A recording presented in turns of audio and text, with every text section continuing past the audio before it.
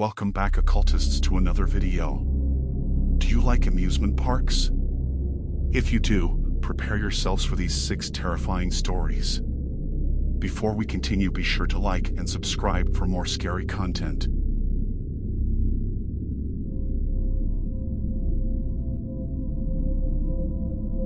My name is Claire, and I was the target of a relentless stalker who turned my life into a nightmare. It all began on what was supposed to be a fun family outing. I remember that morning vividly. The sky was clear blue, a perfect day for our trip to Lunar Park. I was with my parents and younger brother, excited for a day of rides, games, and laughter. Little did I know, it would also be the day he would enter my life. As we roamed the park, enjoying various attractions, I first noticed him near the Ferris wheel, a seemingly ordinary guy around my age. Our eyes met, and he smiled. I smiled back, thinking nothing of it. But as the day went on, I kept seeing him everywhere we went. At first, I thought it was a coincidence. But as his appearances became more frequent, a sense of unease settled over me. He was always there, lurking in the background, his gaze fixed on me. I mentioned it to my parents, but they dismissed it as paranoia, attributing it to the crowded nature of the park. The real horror began after that day. I started receiving anonymous messages on my phone, texts saying how beautiful I looked at the park, how he couldn't stop thinking about me. Each message was more disturbing than the last, detailing where I had been, what I was wearing. I went to the police, but they said there was little they could do without more evidence. I felt helpless, a pawn in a twisted game played by a faceless predator. The stalker knew everything about me, my routine, my hangouts, even my home address.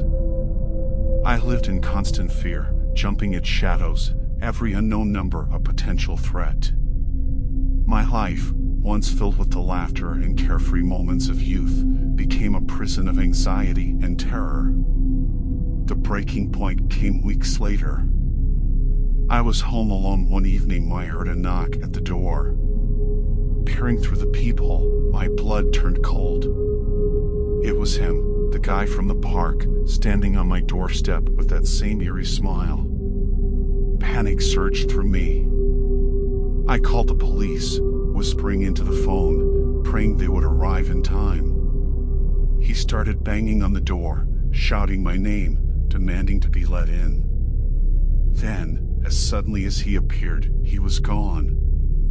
The police arrived minutes later, but he had vanished into the night. They took my statement, and this time, they took me seriously. The hunt for my stalker began. For days, I lived in fear, jumping at every sound. The police kept a close watch on our house, but there were no signs of him. It felt like the calm before a storm, a waiting game that tested every nerve in my body. The nightmare came to an end one rainy evening. The police called, they had caught him.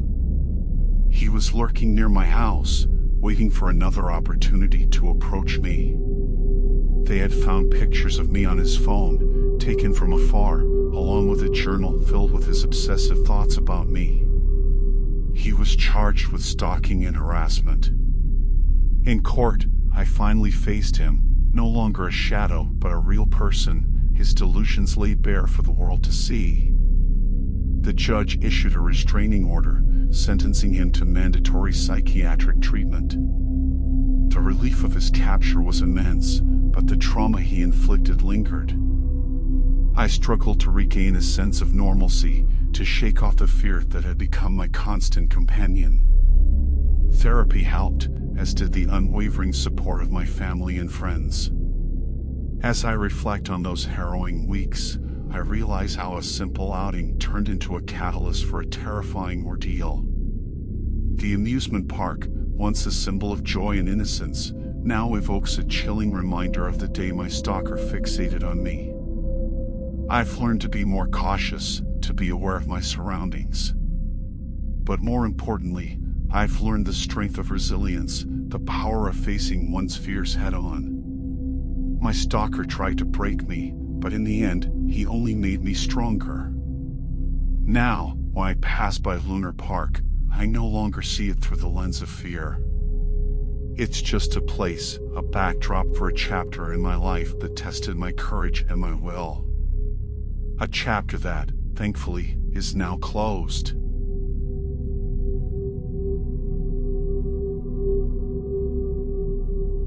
As I sit here, reflecting on that fateful Christmas evening at Wonderland Park, the memories still send shivers down my spine.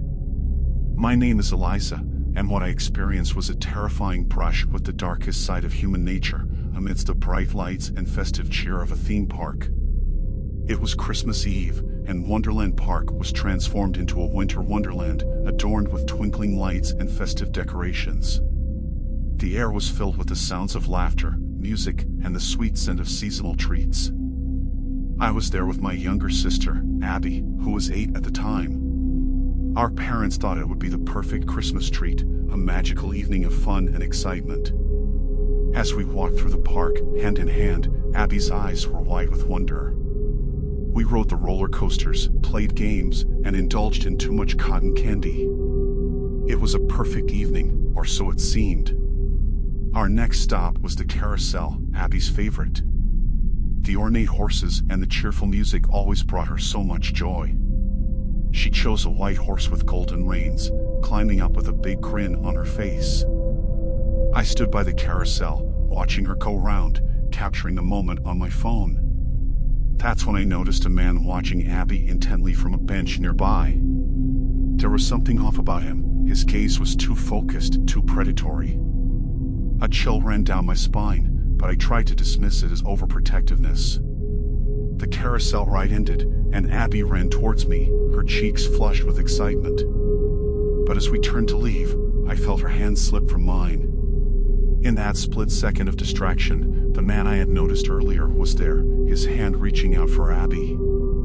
Instinctively, I lunged forward, grabbing Abby and pulling her away. The man's eyes met mine, cold and menacing, before he disappeared into the crowd. My heart was pounding, my mind racing with what could have happened. I hugged Abby tightly, trying to calm my frayed nerves.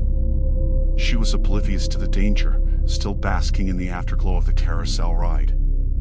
I didn't want to scare her, so I just held her hand a little tighter as we walked. I decided it was time to head back to our parents', but the festive crowd was thick, the park a maze of lights and noise. Every shadow, every face seemed a potential threat. My eyes constantly scanned the crowd, searching for the man. As we made our way through the park, I felt the unmistakable sensation of being followed. I quickened our pace, weaving through the throngs of people, my only thought to get Abby to safety. We finally reached our parents, and I've never been so relieved. I explained what happened, my voice shaking. My father immediately notified park security, describing the man to them. Security footage later revealed the man following us through the park, always keeping a distance but always watching. The police were called, but the man was gone, melted away into the night. They said he was likely a predator, looking for an opportunity to strike. The rest of the evening passed in a blur. The magic of the theme park was gone, replaced by a sense of vulnerability and fear. We left Wonderland Park, the bright lights now a facade hiding potential dangers.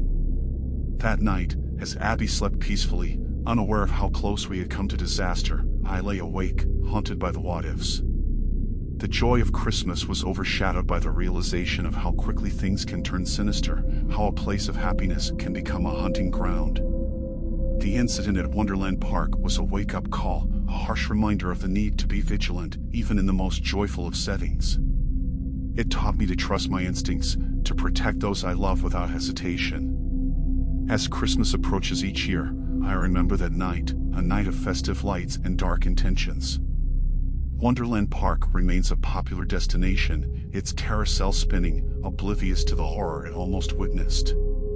But for me, the park will always be a place where joy and terror came too close for comfort, where the innocence of a Christmas outing was almost shattered by the darkest side of human nature.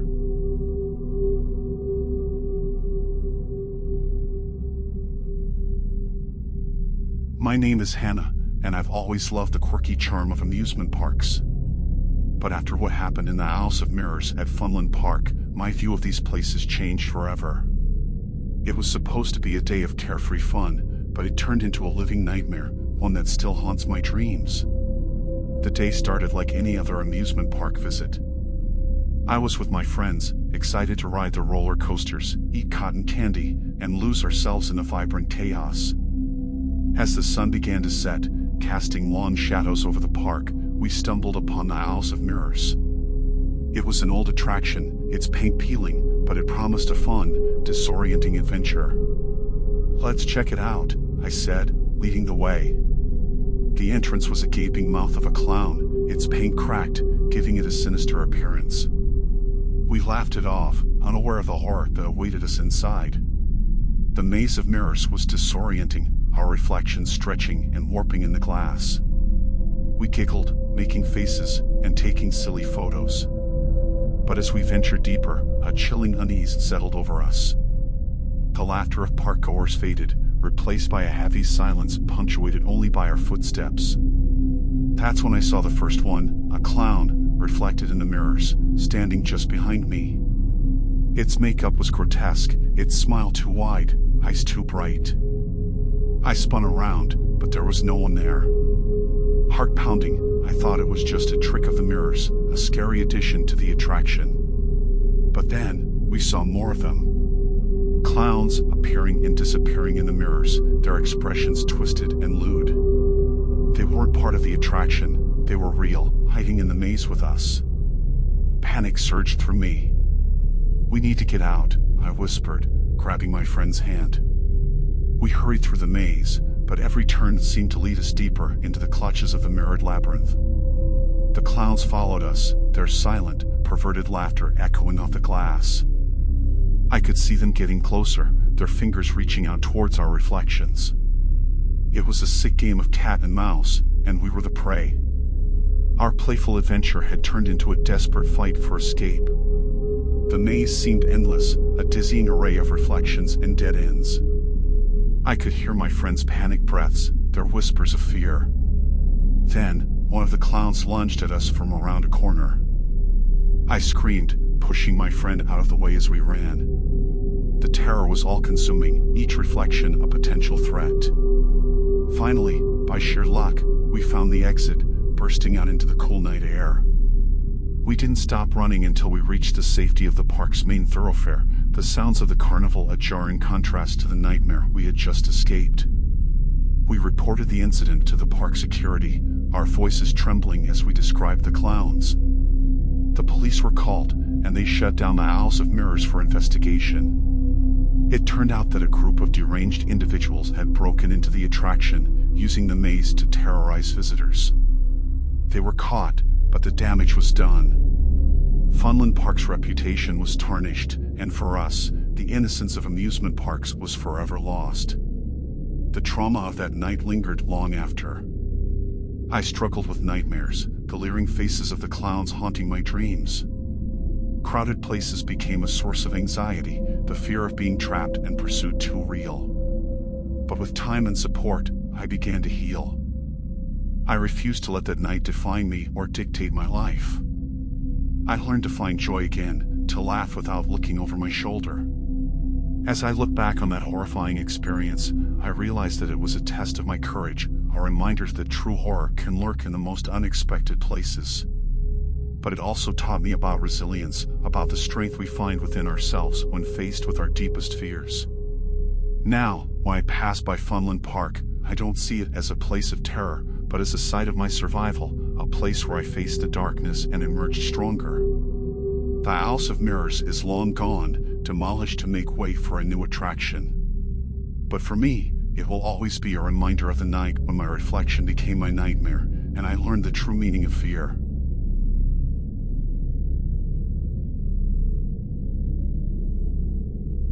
It's hard to put into words the horrors we experienced during what was supposed to be a fun-filled weekend getaway. My name is Eric, and I was part of a group of 5 friends who fell into a nightmarish trap at a secluded amusement park. The ordeal still lingers in my mind, a haunting reminder of the evil that lurks in the most unexpected places. Our story began with an ad for an exclusive, off-the-beaten-path amusement park experience offered by a travel agency none of us had heard of before. The deal was too good to pass up, and our group, always in for an adventure, decided to give it a shot. The agency seemed a bit shady, their office tucked away in a dingy part of town, but the allure of an exclusive amusement park experience clouded our judgment. We paid in cash, as they didn't accept credit cards, and set off for a weekend of thrills and excitement. The park was located in a remote area, far from the city's hustle. It was a strange place, surrounded by dense woods, its entrance a rusted, archaic gate that looked like it hadn't been used in years. A sense of unease crept over me, but the excitement of my friends, buzzing with anticipation, pushed my doubts aside. The first sign that something was amiss was the absence of staff or any other visitors. The park, though operational, was eerily silent, save for the creaking of old rides swaying in the wind. "We must be early," joked my friend Lisa, but her laughter didn't quite mask the nervous edge in her voice. We decided to make the most of it, exploring the park's attractions. It was a surreal experience, riding the Ferris wheel and roller coasters without the usual crowds and noise. But as the day wore on, a sense of isolation settled over us, the novelty turning into a creeping dread. Evening approached, and we gathered at the park's main diner, the only place that seemed to be open. The food was mediocre, but we were hungry after a day of exploring. That's when things took a dark turn. We didn't know it then, but the food was drugged. One by one, we fell into a deep, unyielding stupor. I remember feeling dizzy, my vision blurring, before succumbing to the darkness. I awoke to a nightmare. We were in a dimly lit room, our hands and feet bound. The sound of my friends' groans filled the air, each of us slowly regaining consciousness. Panic set in as we realized our predicament. We were prisoners, trapped in a place that was supposed to be a haven of fun and laughter. Our captors soon made their appearance, masked figures who reveled in our fear. They spoke little, their actions cold and calculated. We were subjected to their twisted games, a sadistic amusement of their own design. It was brief but felt like an eternity, each second a new level of terror and pain. The ordeal was a blur, a mix of cries, pleading, and the laughter of our tormentors. They seemed to enjoy the power they wielded over us, their amusement park a stage for their perverse fantasies. Hope seemed lost, our fate sealed in this forgotten amusement park. But salvation came from an unexpected source, my smartphone, which I had fortunately kept in a hidden pocket. Unbeknownst to our captors, my sister, worried after not hearing from me for 2 days, had used a GPS tracking app to locate my phone. She alerted the authorities, setting in motion a rescue that would end our nightmare. The police stormed the park, their arrival a chaotic mix of shouts and flashing lights. Our captors, caught off guard, were quickly overpowered and arrested. We were freed, our bodies battered, our spirits broken. The aftermath was a whirlwind of police statements, medical examinations, and tearful reunions with our families. The travel agency was a front, set up by a group that lured unsuspecting thrill seekers into their trap. The park was their hunting ground, a place where they acted out their twisted fantasies, away from prying eyes. Recovery was a slow, painful process. The physical wounds healed, but the mental scars remained. We attended therapy, trying to make sense of the senseless, to find a way to move past the horror. The bonds with my friends grew stronger, our shared trauma a grim reminder of our ordeal. As I look back, I realize how close we came to a fate much worse. Our brush with death at the hands of sadists was a harsh lesson in trust and the dangers that can hide behind seemingly innocent offers. The amusement park was dismantled, the site abandoned, a ghostly reminder of the horrors it once concealed. But for us, the survivors, it will always be a place of terror, a memory of a weekend that turned into a fight for survival. Now, when I pass by an amusement park, I don't see the lights and hear the laughter. I see the shadows and hear the echoes of our screams. It's a memory that will forever haunt me, a reminder of the evil that can lurk behind the facade of fun and laughter.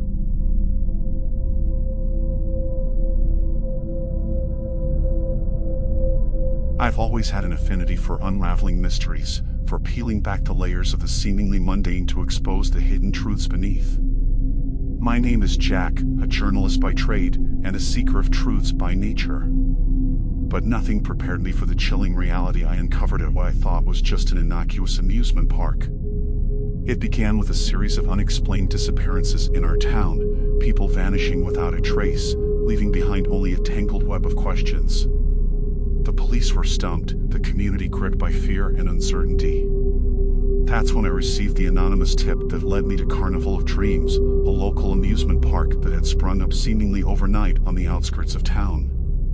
The tip was vague, a cryptic message about the park being a facade for something far more sinister. Intrigued and skeptical, I decided to investigate. The park, with its vibrant rides and cheerful music, seemed the epitome of innocent fun. But as I delved deeper, I sensed something off, a darkness lurking beneath the bright lights and laughter. I began by chatting with the park staff, probing for any inconsistencies in their stories. They were tight-lipped, their smiles strained, as if hiding a secret they dared not reveal. It was a small clue, but enough to fuel my curiosity. One evening, as the park was closing, I managed to slip past security, determined to uncover what lay hidden in the shadows. The once lively park was now eerily silent, the rides standing like dormant steel giants in the dim light. That's when I stumbled upon it, a secluded warehouse at the far end of the park. The door was ajar, and inside, I found rows of shelves stacked with personal belongings, wallets, phones, jewelry, items that seemed disconnected from their owners. My heart raced as the implications of my discovery sank in. These were the belongings of the missing people, trophies of some dark operation that used the amusement park as a cover. As I delved deeper into the warehouse, I uncovered something even more horrifying, a hidden room with cages, and in them, people. Men, women, even children, their eyes wide with fear, their voices hoarse from crying for help that never came. Panic and disgust surged through me. This was no ordinary criminal operation, this was a human trafficking ring, using the park as a hunting ground for their unspeakable trade.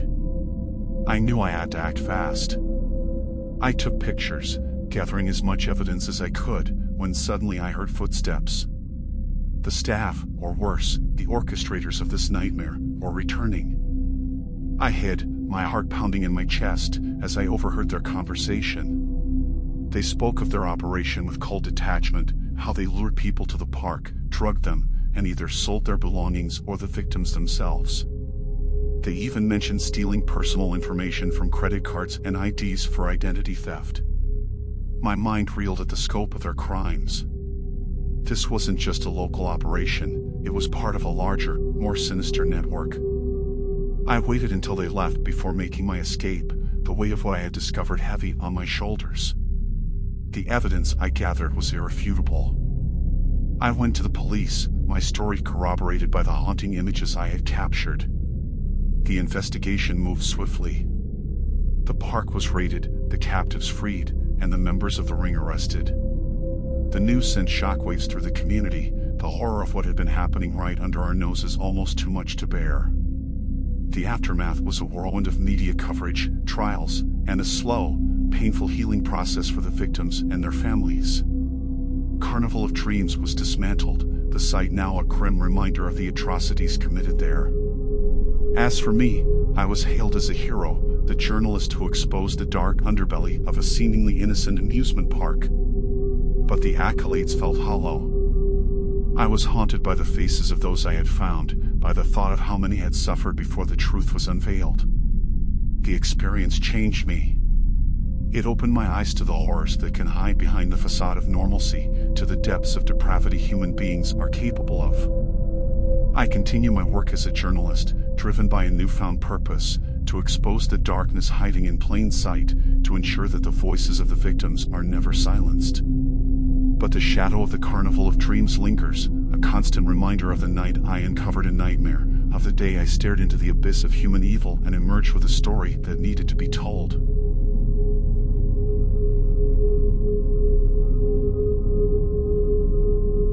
My name is Marcus, and the ghost of my lost arm still haunts me.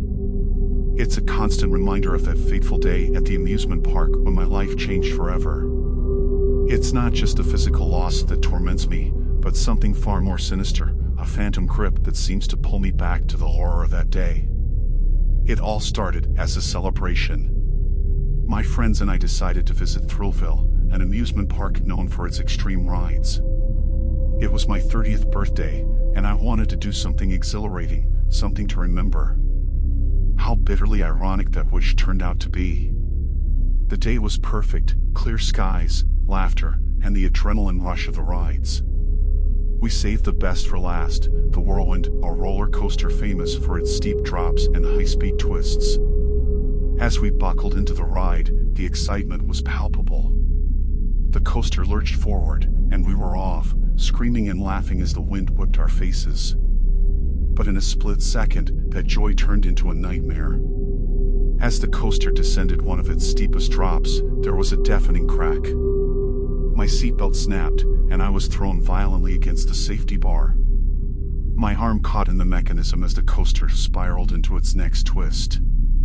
The pain was unimaginable. I screamed, the world a blur of agony and terror. When the ride finally came to a shuddering halt, I was barely conscious, my right arm mangled beyond recognition. The next few hours were a haze of sirens, excruciating pain, and the shocked faces of my friends. At the hospital, the doctor's grim expressions said it all.